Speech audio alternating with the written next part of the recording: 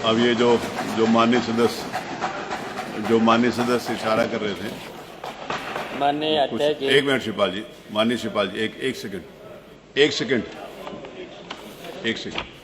जो पंकज जी ने जो टाइम लिया है, मैं टाइम के हिसाब से ही टाइम देता हूँ। आपको मालूम है मेरी तरफ इशारा मत करें।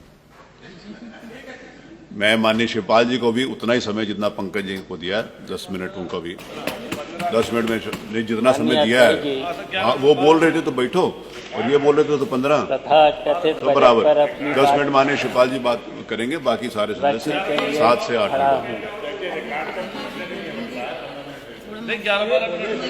सरकार ने इस विकास का बजट बताया है जी। पंकज, माननीय श्री शिवपाल जी, और मैं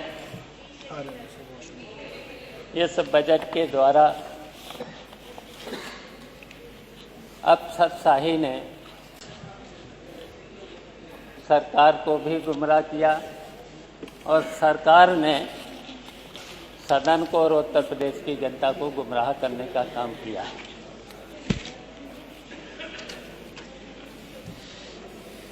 और इस बजट का आकार 8,08,736 करोड़ 6 लाख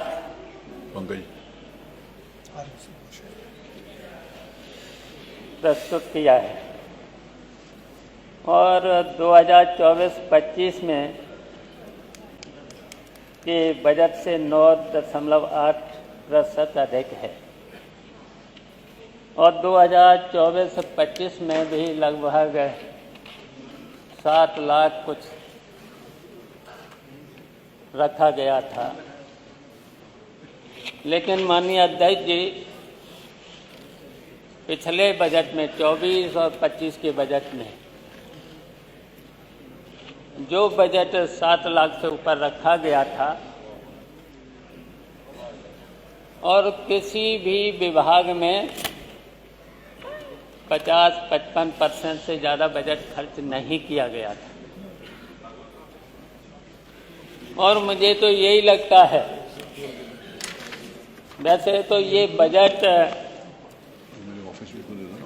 और जो जनता, जो सरकार बार बार कहती है कि इतना बड़ा बजट, और इतना बड़ा बजट, मैं तो यहाँ पर ये भी कहना चाहता हूँ, इस सरकार ने जनता पर तमाम टैक्स लगा करके, और यहाँ तक कि जो गरीब है, मध्यम वर्ग के लोग हैं, यहाँ तक कि मजदूरी करने वाले लोग हैं, जिनको 5-5 हज़ार, 6-6 हज़ार, 7-7 हज़ार रुपया मिलता है, उन पर भी टैक्स लगा दिया है जीएसटी के माध्यम से। और जबकि 5,000, 6,000, 7,000, और जो अभी बात चल रही है आउटसोर्सिंग, और अभी तक आउटसोर्सिंग में जो 14,500 सरकार की तरफ से मिलना चाहिए था, वो कितना मिल रहा है? 8,000, 8,500।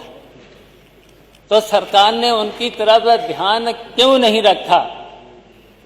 अच्छा ये बताइए,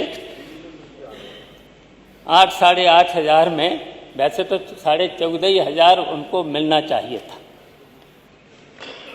14,500 की जगह 8,500, और 8,500 में हम पूछना चाहते हैं, क्या उसका परिवार चल सकता है? बिजली का बिल कितना आता है? बिजली के साथ साथ अगर 2 बच्चों को पढ़ाना है, अगर 2 बच्चों को पढ़ाना है, स्कूल भेजना है, तो उसमें भी फीस लगे। और ये सरकार कह रही कि मैंने सबका ध्यान रखा, और यहाँ तक कि कहा है, बहुत बार, कई बार इन्होंने कहा है सबका साथ सबका विकास, लेकिन बजट में ये नहीं दिख रहा है, जनता का कट गया साथ, महंगाई ने कर दिया नाश। बताओ कितनी महंगाई है। तो इन गरीबों का भला कैसे होगा, घर कैसे चलेगा, बच्चों को कैसे पढ़ें, और भी है स्वास्थ्य संबंधी भी बीमारियां हैं। तो बताओ गरीब का तो कोई ध्यान रखा ही नहीं। और यहां तक कि किसानों की बहुत उपेक्षा, किसानों की कितनी उपेक्षा, और किसानों के साथ साथ पिछड़े वर्ग के लोगों की उपेक्षा, दलितों की उपेक्षा, अल्पसंख्यकों की उपेक्षा। इस सरकार ने कितने लोगों की उपेक्षा की है। तो हम कहना चाहते हैं हमारे वित्त मंत्री जी ने जब उस समय बजट प्रस्तुत किया था, उन्होंने एक शेर पढ़ा था। शेर तो याद ही होगा सब लोगों को, जिस दिन से मैं चला हूं मेरी मंजिल पर नजर है, आंखों ने कभी मील का पत्थर नहीं देखा। ये तो पढ़ा था जी। सरकार यदि राह सूचक मील का पत्थर देखती तो उसे पता चलता कि यह उल्टी दिशा की ओर चल रही है। सरकार के इस शेर के उत्तर में जनता बोल रही है, आंखों में अमीरों की बस कोठियां रहीं, तभी तो कभी मील का पत्थर नहीं देखा। सच यह सुने हजूर, खुशियां हैं बहुत दूर, अपने पिछड़े दलितों अल्पसंख्यकों का घर नहीं देखा।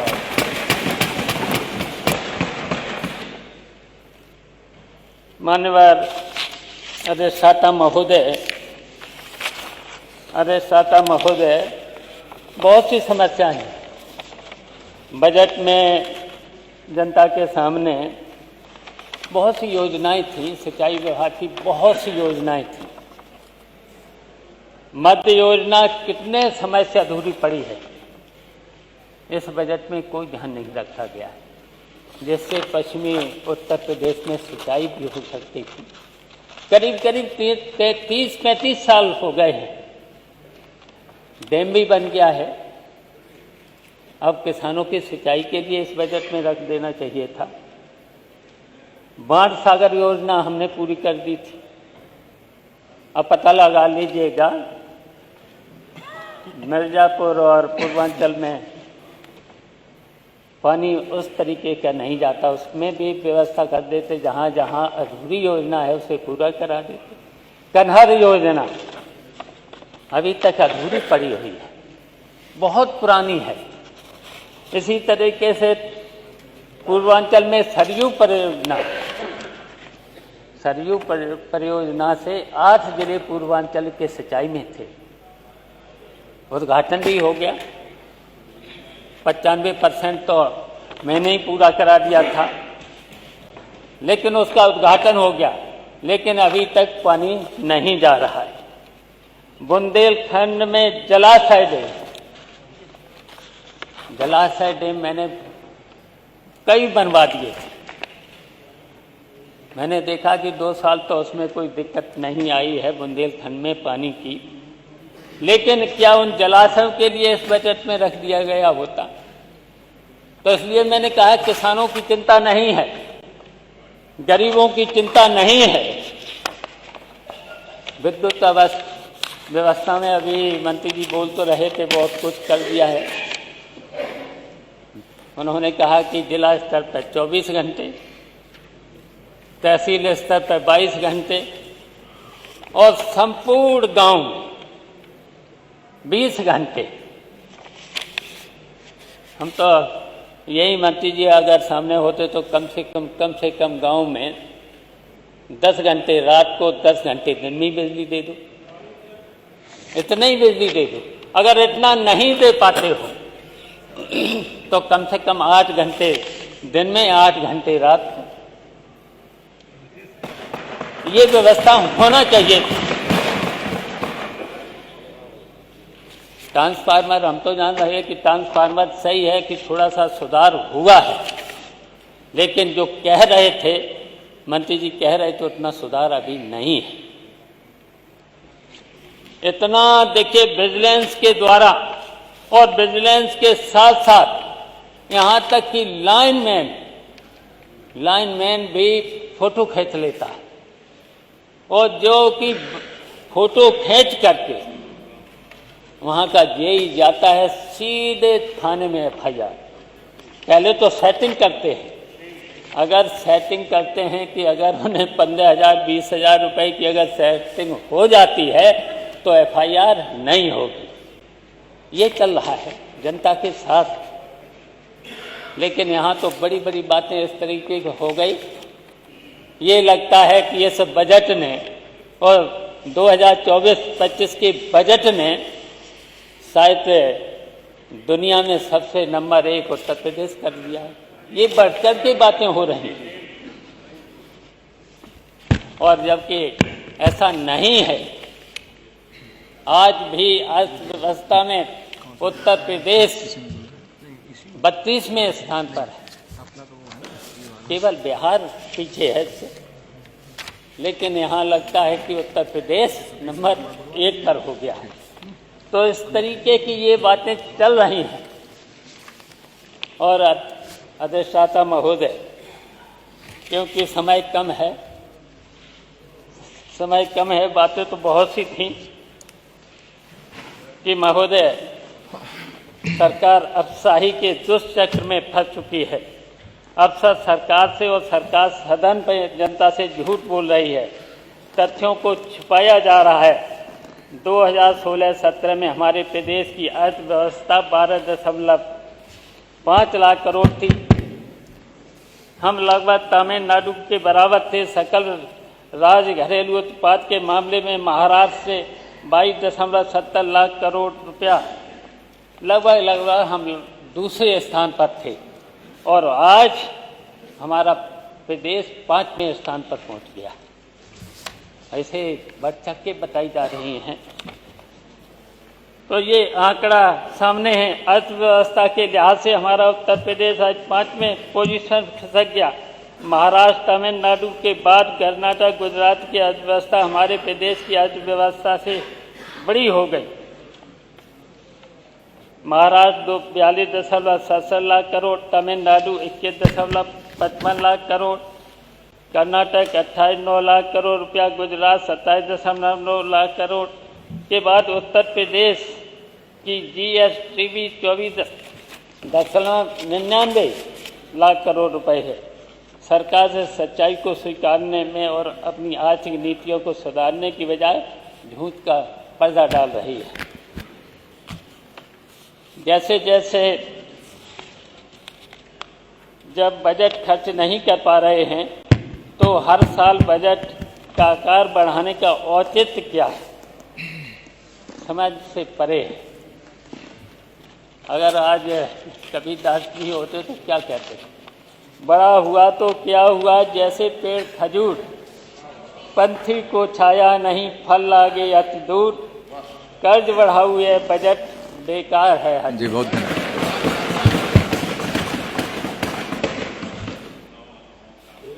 अध्यक्ष महोदय, हमारा उत्तर प्रदेश प्रति व्यक्ति की आय की दर से 32वें स्थान पर है। उत्तर प्रदेश की औसत आमदनी नीति आयोग के अनुसार 3,514 रुपया है। आर्थिक सर्वेक्षण के अनुसार 96,000 कुछ रुपए है। वहीं सिक्किम, दिल्ली, गोवा के प्रति व्यक्ति आय 5 लाख रुपए से अधिक और तमिलनाडु, गुजरात, कर्नाटक जैसे बड़े राज्यों की जी बहुत धन्यवाद प्रति आय 3 लाख रुपए से अधिक है। माननीय, मेरी चिंता है कि हमारे देश प्रतिदिन तुलना में पिछड़ता चला जा रहा है। अभी तो समय है मेरा, नहीं हो गया अगर समय है, अगर समय नहीं है तो 2 मिनट तो हैं। नहीं, एक तो हम मिनट कुछ नहीं अब बोलना चाहते हैं। 1 मिनट केवल तुम सोच रहे हो बस बादल की उड़ानों तक, मेरी तो निगाहें हैं सूरज के ठिकानों तक। ये वित्त मंत्री की शायरी। तो ये शायरी सुनकर मुझे लगता है खुद को आसमान से उड़ता हुआ बाज समझ रहे हैं, लेकिन हकीकत यह है कि जमीन पर जनता बदहाली से करहा रही है। आपकी निगाहें सूरज के ठिकानों तक होंगी, पर क्या यह बताने की जहमत उठाएंगे कि प्रदेश का किसान कब तक सूखे खेतों को ताकता रहेगा, एवं कब तक बेरोजगारी की तपती धूप में भटकते रहेंगे, महिलाएं कब तक असुरक्षा की काली रातों में जीती रहेंगी। जी बहुत आप बादलों की उड़ान और सूरज की रोशनी की बात कर रहे हैं, पर क्या यह सच नहीं कि प्रदेश के विकास की योजनाएं हर बार वादों के बादलों में घिरी जाती रही, और अब जब बरसात का समय आता है तो जनता के हाथ सिर्फ सूखा ही लगती है। आपकी निगाहें सूरज पर हैं, पर सड़कों पर गड्ढे, अस्पतालों के में दवाओं की कमी और स्कूलों में टूटी छतें आपको क्यों नहीं दिखती? 16 मिनट होने जा रहा है। की थाली से गायब होती रोटियां, महंगाई से बिलखती गृहणियां और लूट पाट से सहमे व्यापारी, ये सब आपकी सूरज जैसी रोशनी से क्यों चुप हो जाते हैं? बहुत धन्यवाद। बस थोड़ा ही और। अरे नहीं, हो गया, एक मिनट हो गया 16 मिनट हो गया, 17 मिनट। एक मिनट बस। अपने साथियों को तो कुछ बोलने इसमें, मैं अपने केवल साथियों से, अंधेरों की सरकार अब जाने वाली है, जनता की हुंकार अब आने वाली है, झूठ के महल ज़्यादा देर नहीं टिकेंगे, नेताजी के सिपाही फिर से लड़ेंगे, हर खेत को पानी, हर हाथ को काम, यही है समाजवादियों का पैगाम। अखिलेश हैं उम्मीद, अखिलेश हैं शान, 2027 में फिर होगा उनका नाम। धन्यवाद। बहुत धन्यवाद। श्रीमती माननीय शिवपाल जी ने एक शेर पढ़ा जो माननीय वित्त मंत्री जी ने पढ़ा था अपने बजट भाषण में, और मुझे लगता है कि मेरे विपक्ष के साथियों ने बजट पढ़ा ही नहीं है। जो शेर वित्त मंत्री जी ने पढ़ा था, विपक्ष के सारे साथी उस पर ताली बजाने लग गए। तो मेरा सुझाव यह है कि पहले कृपया आप लोग बजट पढ़ लें। ना आपने कहा, धन्यवाद। चलिए, हमारे साथियों ने तो नहीं आपने कहा को अच्छा माना। हाँ, नहीं आपने बोला, और ये लोग सत्ता पक्ष के लोग हम लोगों की अच्छाई पर भी नहीं, आपने उसमें बोला था, अच्छाई तो कम से कम मानो। श्रीमती अंजुला माहौर जी।